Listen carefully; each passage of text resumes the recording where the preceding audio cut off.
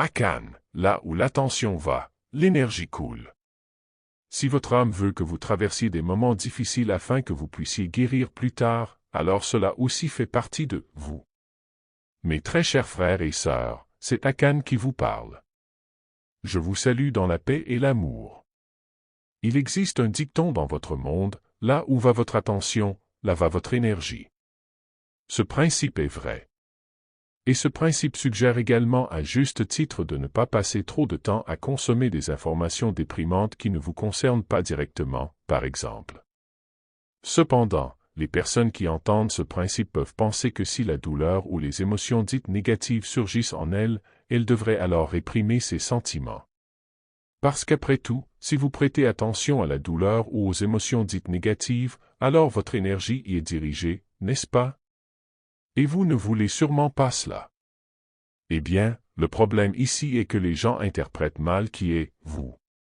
Lorsque les gens entendent « là où va votre attention », là où va votre énergie, ils interprètent cela comme si « votre » ne faisait référence qu'à leur esprit conscient. Cependant, votre inclut également votre subconscient et votre âme, entre autres. Donc oui, là où va votre esprit, là où va votre énergie, et votre inclut votre subconscient et votre âme. Et si vous réprimez la douleur ou les émotions dites négatives, alors votre subconscient continue de se concentrer sur cette douleur ou sur ces émotions dites négatives.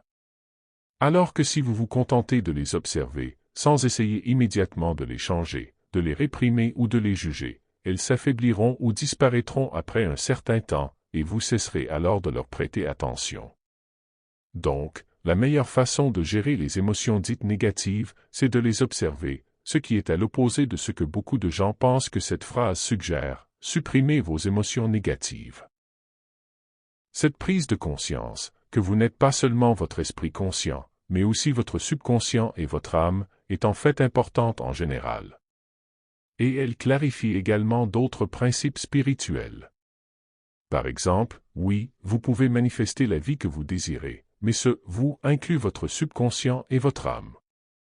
Donc, si vous avez des blocages ou des traumatismes subconscients, il est probable que visualiser sans cesse une belle vie ne fonctionnera pas.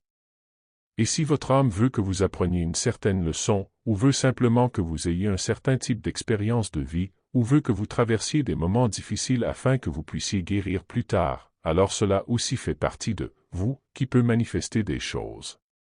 Cela signifie également qu'il est assez stupide d'avancer des arguments tels que, si vous avez une belle vie, vous êtes spirituellement avancé, si vous n'en avez pas, vous ne l'êtes pas.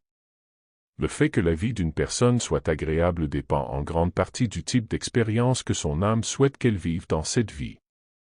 Par exemple, si l'âme d'une personne souhaite faire l'expérience de l'amour dans cette vie, elle pourrait très facilement se retrouver dans une relation heureuse et mener une vie heureuse. Si l'âme d'une autre personne veut servir en tant que guérisseur blessé, elle pourrait vivre des décennies d'enfer. Évidemment, votre âme n'est pas le seul facteur déterminant. Votre esprit conscient et vos actions comptent aussi. Cela vaut vraiment la peine de faire une pratique spirituelle et d'améliorer concrètement votre vie. Et oui, certaines personnes font de meilleurs choix que d'autres, et faire de meilleurs choix a tendance à mener à une vie meilleure. Néanmoins, il est utile de garder à l'esprit que vous êtes plus que votre esprit conscient. J'espère que cela vous a été utile. Votre frère étoile, Akan reçu par AS.